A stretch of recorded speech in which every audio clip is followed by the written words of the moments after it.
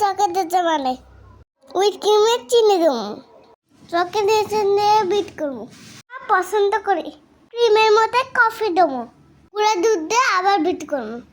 অনেক process sugar থাকে, তাই খাওয়া ভালো না। এবার টক দই দেবো, না এত চং হয়।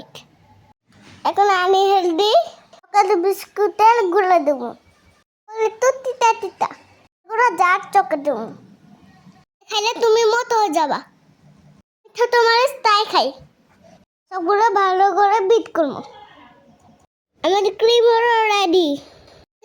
ছোট করে কেটে গুলা দিয়ে দেবো, চকলেট বিস্কুটও দিয়ে দেবো, এর ভিতরে তিতা তিতা কফি দেবো।